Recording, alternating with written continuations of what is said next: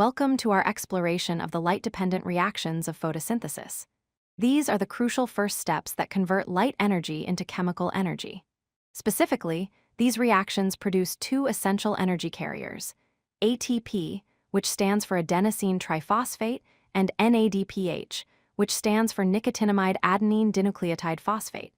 Both of these molecules are produced within the thylakoid membranes of chloroplasts. Understanding these reactions is key to grasping how plants harness sunlight to fuel life on Earth. The light-dependent reactions take place in a very specific location within plant cells. They occur in the thylakoid membranes, which are folded membrane structures found inside chloroplasts. These membranes contain all the necessary protein complexes and pigments needed for the reactions. Most importantly, these reactions absolutely require sunlight energy to proceed. Without light, none of these reactions can occur, which is why they're called light-dependent.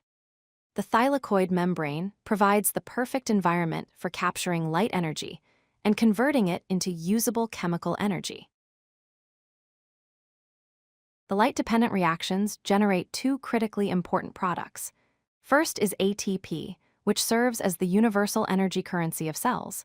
Think of ATP as a rechargeable battery that stores energy in its chemical bonds.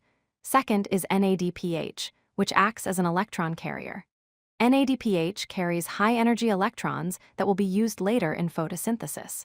Both ATP and NADPH are temporary energy storage molecules. They don't stick around for long because they're immediately used in the next stage of photosynthesis, the Calvin cycle, to build sugar molecules from carbon dioxide. At the heart of the light-dependent reactions is a process called water splitting, or photolysis. Light energy is absorbed by chlorophyll and other pigments, and this energy is used to break apart water molecules. Each water molecule is split into hydrogen ions, electrons, and oxygen atoms. The oxygen atoms combine to form molecular oxygen, which is released as a byproduct. This is the oxygen we breathe.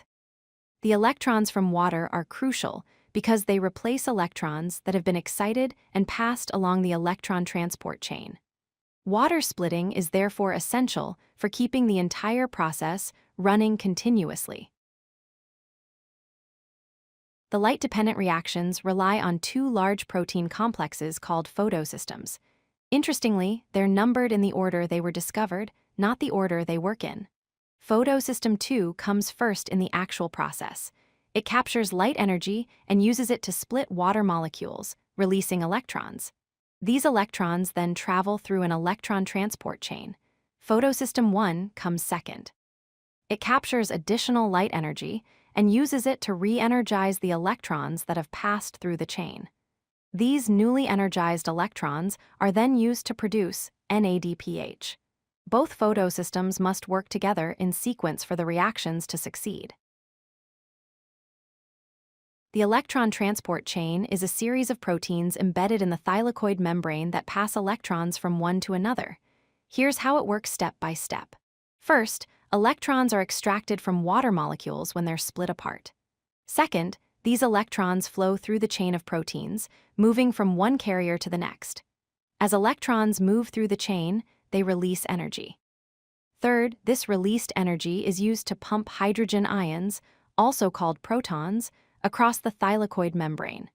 This creates a concentration gradient of hydrogen ions, with many more ions inside the thylakoid space than outside. This gradient is crucial for the next step. Chemiosmosis is the process that actually produces ATP. Remember how hydrogen ions were pumped across the membrane, creating a concentration gradient?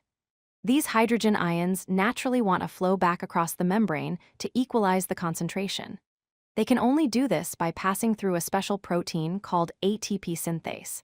As hydrogen ions flow through ATP synthase, they cause it to spin like a turbine. This mechanical rotation provides the energy needed to attach a phosphate group to ADP, creating ATP.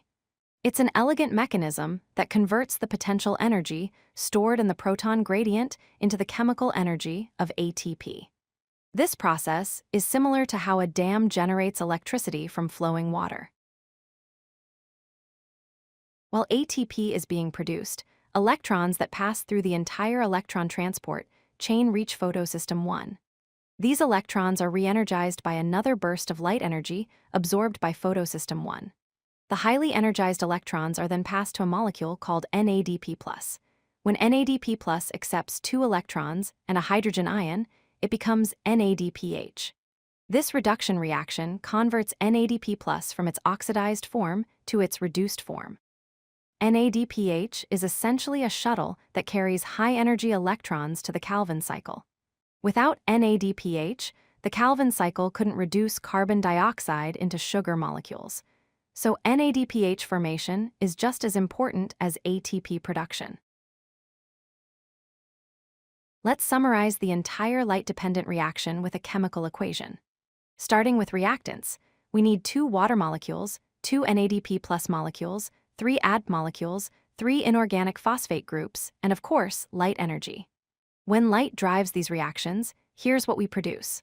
1 oxygen molecule that's released as a byproduct, 2 NADPH molecules carrying high-energy electrons, and 3 ATP molecules storing chemical energy. This equation shows the remarkable transformation of light energy into chemical energy. It also shows why water is essential for photosynthesis and why plants release oxygen. Every oxygen molecule we breathe came from this reaction in a plant, algae, or cyanobacterium. The light-dependent reactions don't work in isolation. Their products, ATP and NADPH, directly power the next stage of photosynthesis called the Calvin cycle, also known as the light-independent reactions or carbon fixation. In the Calvin cycle, which occurs in the stroma of the chloroplast, carbon dioxide from the atmosphere is converted into glucose and other sugars.